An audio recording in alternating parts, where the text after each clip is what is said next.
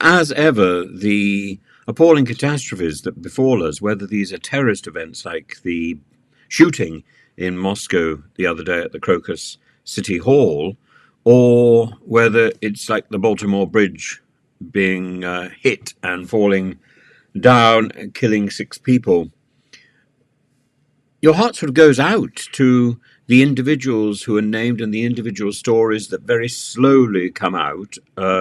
Miguel Luna, for example, and all of those 6 people working on the bridge filling potholes, all of them seem to have come from Central America, all of them leaving behind families and working during the night in these awful conditions. And there's also a story which I think is quite moving about a man, Alexander Beklemishev, who had long ago dreamt of going to Moscow to see Picnic, the rock band that was playing in the concert hall. And he never came back. He rang and took a video of the concert hall before the attack. And his son Maxim says that that's the last he saw of him.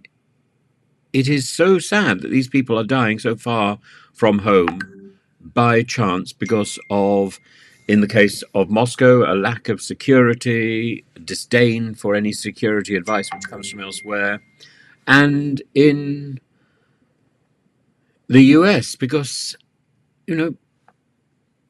people are cutting. Well, it seems that people are cutting corners in terms of security there. Not having tugboats to guide these enormous vessels out of the harbour seems extraordinarily foolish, given the weight, the size of these machines, and the fragility of structures like the bridge underneath which they pass. Are these tragedies waiting to happen? No, no tragedy is waiting to happen. There isn't a long line of tragedies that are going to happen.